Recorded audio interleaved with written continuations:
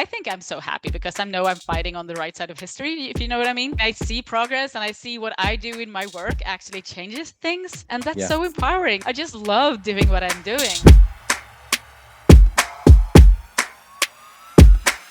Welcome back, everybody. Rich Brubaker, founder of Collective Responsibility, here today with another episode of the Sustainable Ambassador Podcast. Through this episode, I'm extremely honored to have the circular economy queen of Sweden, Elin Bergman, join us to speak about the work that she's doing to make the future fantastic and circular. Elin's had an incredible career in activism, communications, and circularity. And through this conversation, we'll speak about her mission, the power of activists and activism, and the work that she's doing to close the loop on these economies, on waste streams, to really create circularity. So with that, Elin, thank you very much. Welcome to the podcast. It's great to have you here to share the work that you're doing, what inspires you, the challenges you've been facing, but just the work that you've been doing. And so as a starting point, it'd be great to have you introduce yourself and a little bit about the work that you're on. All right, so my name is Elin Bergman. I'm the COO of Cradlenet, a circular economy business network in Sweden. I'm also the co-founder and managing partner of Nordic Circular Hotspot. What is circularity in your mind, in your vision, and what's the size of the challenge that we are facing when it comes to closing the loop? People usually say that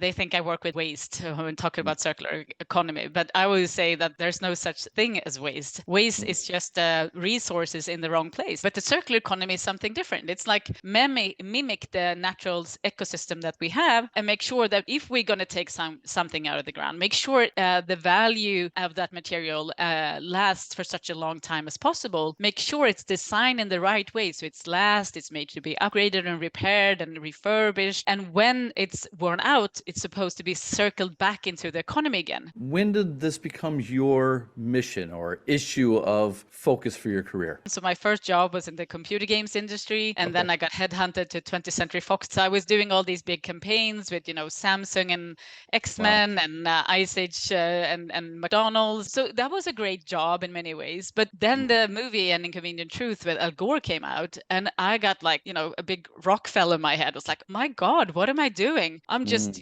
playing around with all these consumer goods nobody really needs to make them watch movies. What if I did something better with my life, to try to save the planet, for instance? So then I switched careers. If you look back at your previous career, communications, media, superheroes, what are some of the skills or tools that you took out of that career that you deploy against the work that you're doing? I would argue now more as an activist, a campaigner around the circular economy. Many people that talk about circular economy is coming from an engineering or scientist research background.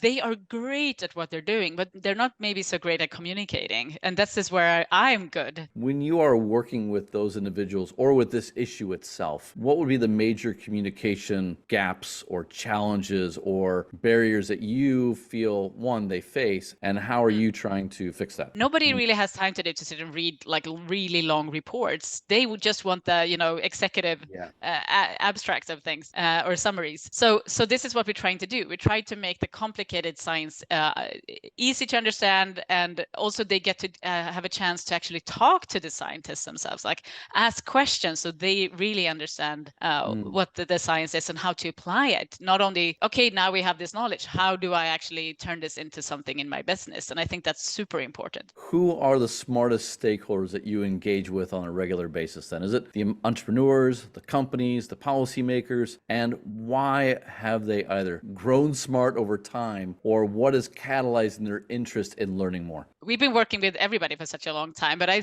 think the companies, the companies right now, the business sector in Sweden and in the Nordics, they are moving so fast right now.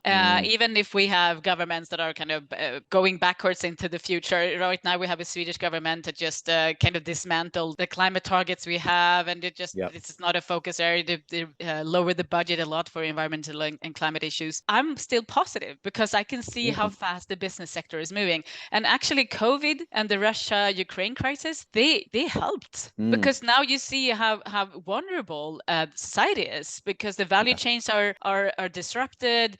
components, the materials, the prices are going up like super fast. We have inflation and so on. And now companies are saying, oh my God, it's so much more expensive to make the products that we used to make. So maybe we should look at circular economy. This is why Apple and Samsung and all of these are adapting to circular economy strategies right now. Their economy, which is a macro picture, really breaks down to a couple quarters from now. And what can they get from that project? And they don't have to look at the long-term externalities that might be spun out. They don't really talk about the subsidies that allow their short-term profitability to be realized. And I'm curious, how do you view that challenge economically between the short and the long term? Is that a common conversation? Is that something that you view regulators responsible for? Like, how does that factor in? Yeah, we actually did this big project now, a 2-year project that was EU funded. And it was looking at the specifically the business model, which has been like this is the best circular business model out there. It's when you go from selling a product to selling a service instead. When a lot of other companies tried to do this, many companies in my network, for instance, it didn't work and they went bankrupt and disappeared. So we wanted to figure out like, why does it work when it works? Yeah. And why doesn't it work when it doesn't work? And we found 9 critical challenges. And one of them was, how can you kind of compete with profit here and now and long-term profit? Because that's actually what happens when you go from selling a product here and now, then you get, money in directly. And if you go to a bank and ask for a loan, you can say, well, you will have your return on investment within 3 years. And so the banks don't know how to value those type of business models. It's a totally new thing to do. But if you look at those 9 challenges, how many of those are technical? How many are economic? How many are, say, regulatory based? Well, everybody's usually saying, oh, innovation is the most important thing. And I would say, hey, we already innovated every solution we need to have a sustainable future. The problem is implementation. And I would like to say that it doesn't matter if it's business, if it's policy, we just don't implement the solutions that we know that we should be implementing. So that's the biggest problem, I would say. Why don't people implement? They know what they need to do, but why don't they get it done? I think it's harder if like you're a big company like IKEA or H&M that we have in Sweden and just say, hey, I'm going to go circular tomorrow. It doesn't work that way. And I think even sometimes it's easier to just start a new company, like a side company with the company and try out the circular business models there. I know I know both companies. I've worked with both. I have good friends that work at both. And I know they have different approaches in a way. Like IKEA's been launching their take back, fix, resell program for some of their furniture, where H&M had at one point, they were taking back clothing, but then they ended up getting, they were unable to find the technical solution. And I'm wondering, when you're talking to these big firms, is it the executives that have the biggest, let's just say, leadership barrier? Is it the middle management that like, look, we want to do this, but we can't get them? Like, who's the group in those companies that you think is the hardest? And who do you think is the one that's pushing the fastest?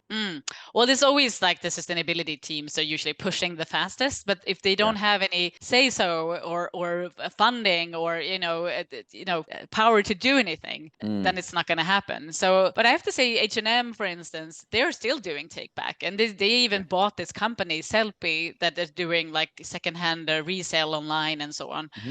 So they are really trying, but it's hard. So, but I think they are doing everything they can, but it's such a big ship to turn around that it's going to take a long time. They have super ambitious circular targets that I'm very skeptical they're going to meet, but I'm hopeful, and they're doing things. You can see they're doing things, but it's like I said, it's super hard when you have this big company. It's the same with the IKEA. I mean, they're doing fantastic things, but it's a big challenge when they have this. It's going to be super cheap and trendy and If you were talking to the CEO of IKEA, what would you give them as advice for moving from make waste plus a little recycling and a little downcycling into regenerative circular loop? Usually you talk about reduce, reuse, recycle, the 3 Rs. I talk about 13 Rs. So I think one thing you need to do is a lot of research. That's 1 R, because there's a lot of things you need to know about your business that you don't probably know about, but you also need to learn more about like your business in the circular economy. So research is 1. And then we have design, of course. Like if you're gonna sell something, it doesn't matter if it's a product or a service, whatever, you need to design it right from the beginning, because redesigning things, that's, you can save up to 80% of the carbon emissions just by designing things right. Make it higher quality, make it more energy efficient. I mean, both of those are consumer brands, and they put out these goals. The average person that sees those goals doesn't really understand the systems, the challenges, the timelines that are required, but they still expect tomorrow. to see results. How fair is it? Knowing what we know about circularity and the challenges and the systems and the change, we know it's going to take longer than a quarter. How challenging is it for a leader to put out a bold statement? And then how fair is it for them to be graded on a 1 year, 3 year, 5 year cycle? Like, should we be communicating as kind of experts, this is going to take 10 years? 20 years, 30 years? Well, in all honesty, they could do it tomorrow if they wanted to, and if they had the right sentiments. What do you call it? Incentives. Incentives. Thank you. Yes. So if they had the right, tools to do it, if the governments all over the world would say, hey, we will stop subsidizing fossil fuels and everybody needs to work super sustainable tomorrow, then everybody have the same challenges and have to do it. It was the same with COVID. We just shut down whole society from one day to the other. I mean, we can change. I would love for the world to have like fantastic, scientifically proven leadership that just listen to the science and does what it's supposed to do. But that's not where we're at the moment. So this is why it's taking so long, because we're lacking true leadership. Do you think the next generation, like right now it's on average baby boomer, next up is me, Gen X, do you think that generation will do it better?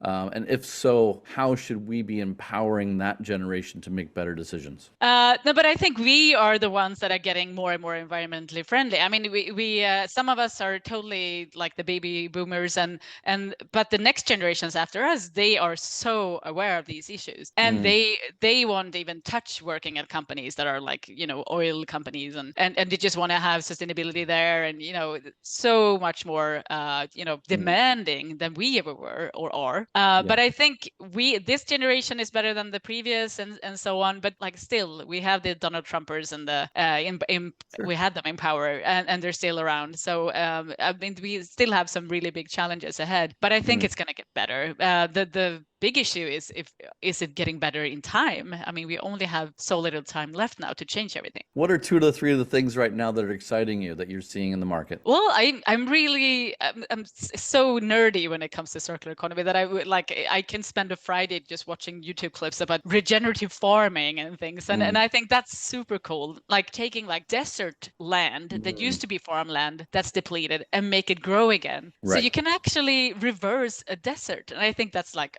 that gives me so much hope.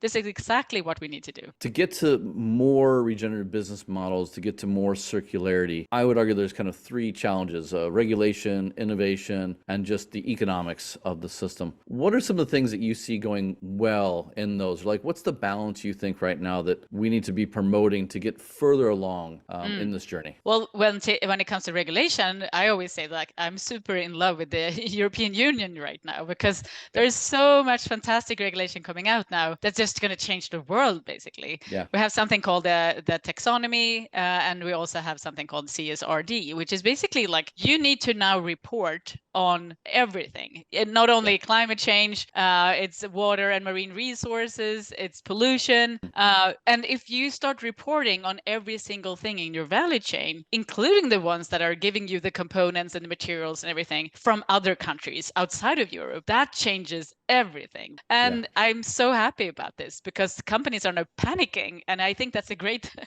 sign that they're doing something right. Speaking of Rs, let's just call it re-education. Yes. If you were speaking to a young professional, let's just say 20, 25 years old, coming out of university, they want to really get engaged on this issue. They want to change the world. What are some of the, what career advice would you give them to get started? Should they go work for an H&M and IKEA to learn about their systems? Should they go work for a nonprofit to learn about the issue of waste or of circularity or of, say, the ocean plastic issue? Like, should they be ingrained in the issue and the impact, or should they go learn about the system that they want to fix? Well, I would probably study circular economy, because it's going to be it's already one of the most sought after jobs on LinkedIn, I heard. Every company in Europe needs to start reporting on this. So they need circular economy expertise. So just study this, and you will have guaranteed guaranteed work for a long time to come. There's a bank that just made a report saying that the circular economy would add $4.5 trillion into the economy by 2030 and $25 trillion by 2050 into the economy. So it's a very big future business sector, I have to say. So would you build a technically focused career? Like, would you become, say, a materials expert? Like how would you balance, say, technical versus non-technical as part of building a career if you were going to do it over? Well, if I would do it over again, I would do the exact same thing because I love my job. I'm exactly where I should be, I think. But I think you should do what you're passionate about. Because if you're passionate about the more material things, then you should do that. If you're passionate about communication, then work in sustainability and the communications department. If you're passionate about something else, do it. Because if you're passionate about something, your life is going to be so much better than you do something that you hate. So.